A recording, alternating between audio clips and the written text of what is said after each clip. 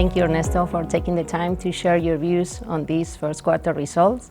Let's start with toll roads. We've seen a solid traffic growth versus last year across the portfolio, with an even better performance in terms of revenues in the US managed lanes, showing a strong pricing power.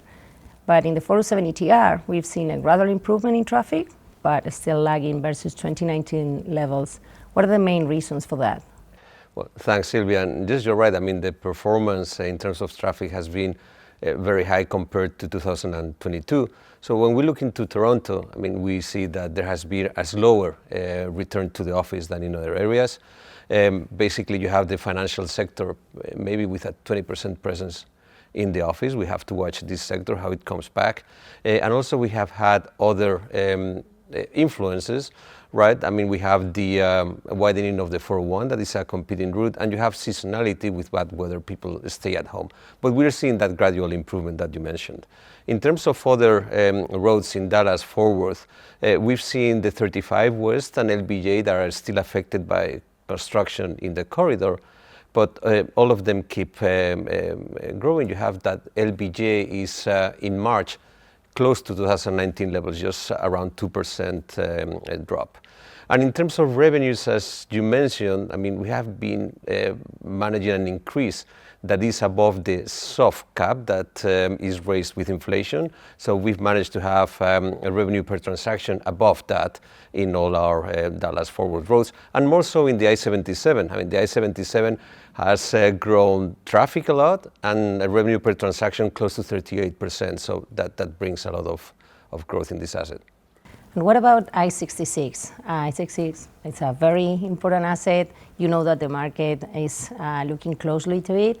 And this quarter is the first quarter that we have been sharing financials for this project. What are your first initial thoughts on this asset? Well, the I-66 is ramping up. I mean, the initial step, ramping up in both revenue and traffic, right? So it started slow, below our budget in January and February. March was close to our budget, and in April has been slightly above the budget, right? So it's clearly ramping up. The area is wealthy, even wealthier than Dallas-Fort Worth. The asset has some pricing features that are great, like flexibility for pricing, no cap, and you can basically put a multiplier that you think is adequate to heavy traffic. So we're really looking forward to this asset. I would say cautiously optimistic. And moving into airports, we've seen a promising, let's say, start of the year, with Heathrow becoming the busiest airport in Europe and the second in the world in terms of international travel. What are your views on these trends? Yeah, I mean, Heathrow is clearly getting close to pre-pandemic levels. I mean, they had close to 17 million passengers in March, and they have upgraded their forecast. I mean, from 67 to a range between 70 and 78.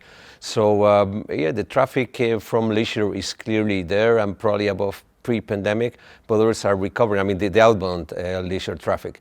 You have business that is recovering and inbound traffic as well. Some regions of the world were not basically flying, and now they're flying. So prospects in terms of traffic for Heathrow are great.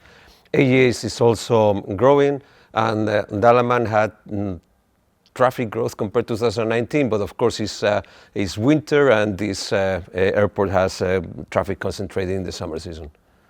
And in construction, because we've seen margins at the same level as the close of 2022 year, but with some differences between the different businesses. Can you give us some color there? Yeah, I mean, Budimex keeps trading well above profits in the first quarter last year. Weber is pretty much stable, and you have some lower profitability in the rest of the construction division. But here you have a combination of effects. On one side, you have very big projects that are starting, and I mean, we don't recognize margin at these stages. You have some big projects that are finalizing, but still have overheads attached to them. And on top of that, you have some additional commercial effort. I mean, we're bidding for the ESR 400, so you have some additional overheads there.